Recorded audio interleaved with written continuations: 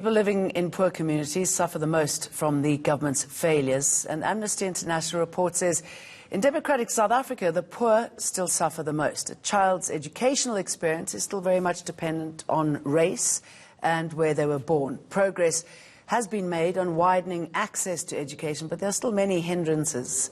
For more on this, I'm joined by Shanila Mohammed from Amnesty International. Very good morning to you. Morning, Jane. Pretty disturbing findings, right? Yes, and you know, Jane, what we found in our report, which is over 2 years of research in the Eastern Cape, Limpopo and Gauteng, is not new information. But the fact that it's still getting worse and it's still, you know, happening is what's worrying us. I mean, Equal Education, Section 27, have spoken about these issues many, many times. But I think, you know, there's always a hope that there'll be some improvement. But I think what our research has shown is that the situation is not great. And children's experience, especially from the previously disadvantaged communities, of an education is just very traumatic. You know, the promises made, 2016, no mud, asbestos schools, getting rid of pit latrines, they're still very much there. What is it, Limpopo says it'll take 14 years to get rid of pit latrines. And you know, Jane, the worrying thing is that when the first child died in a pit latrine, why did the state not declare it an emergency and say, right, we are not going to allow this to happen and we will eradicate pit latrines, you know, in the shortest possible time? Now, they were supposed to have been eradicated by 2016. In fact, had they happened, these kids would not have died. We've lost 2 children in pit latrines, which are horrendous things.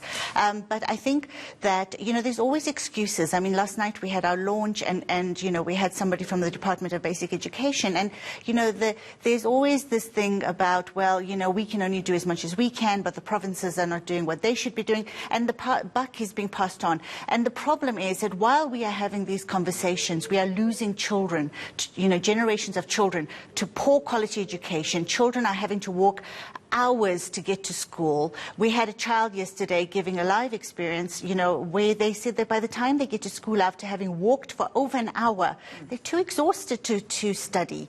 And then, of course, you know, we have infrastructure that is dangerous. And, you know, a question I ask, and I, you know, which I pose to everyone who listens to this, imagine your child, you know, walking all that distance to go to a school that would crumble, you know, at the slightest change in weather, but also having to go to pit latrines. I mean, the children that died were really babies, 5 years old.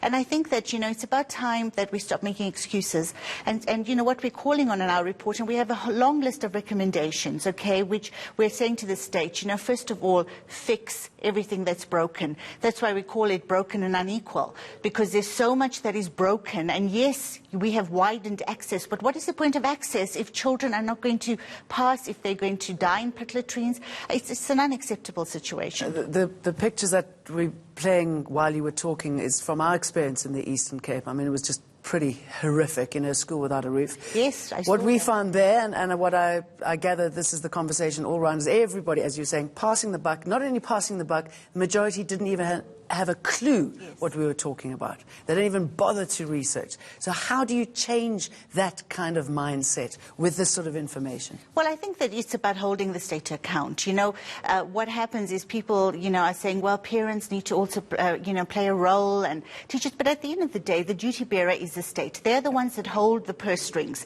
They're the ones that decide how much money goes where. And they're the ones that actually employ the people who are, you know, there to run these schools and these institutions. And I think that, you know, they cannot pass the buck, and we should never allow them to pass the buck, because they are the ones that are accountable. And yes, parents play a role, and yes, the teachers play a role, but what can a teacher do or a parent do in a school that is dysfunctional? So I think that, you know, really we have to hold them to account. I mean, Cyril Ramaphosa is going to be speaking in, you know, in 2 days. I mean, really the questions we have for him is, you have not kept your promises. You know, you said that this would all be dealt with. You had that accelerated infrastructure development plan, which has still not delivered. So, you know, what are you going to say to the people, you know, on Thursday that is going to make us feel better about the fact that our schooling system, especially where the poor reside, is just unacceptable?